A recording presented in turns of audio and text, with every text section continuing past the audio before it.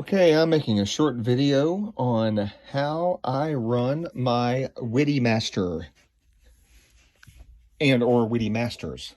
Our band uses Ableton for tracks, and we are on a failover system. We use 2 computers. I only have MIDI coming out of one computer for myself and my Line6 Helix. I have on one of these computers, though, I also have 2 lanes sending MIDI information to a Korg Kronos and a Roland XP80. But those aren't using the WIDI Master. That's a different story over there. Anyway, MIDI comes out of a MIDI lane in Ableton and goes into a interface from iConnectivity.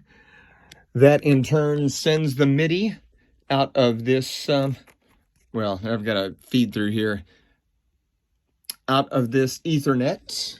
So the MIDI comes over to a MIDI interface. You can see WIDI Master hooked up there. Is received into this MIDI interface from iConnectivity.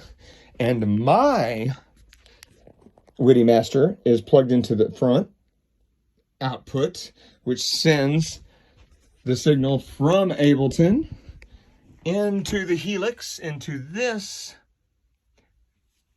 WIDI Master, which changes presets.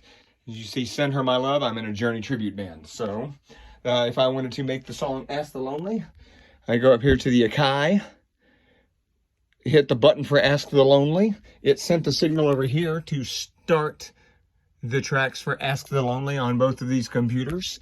Sent the MIDI signal out through here, out to my MIDI interface. Sends it out of the MIDI interface over to the Helix. You can see it says Ask the Lonely because it loaded that preset. All thanks to the WIDI Master. Well, and a lot of other things I've got hooked up, but nonetheless. The other WIDI Master over here is used by our keyboard player. That receives MIDI from a keytar that he uses, and it distributes it to these 2 DIN ports that are normally hooked up to that Korg Kronos and that Roland XP80 that were mentioned earlier.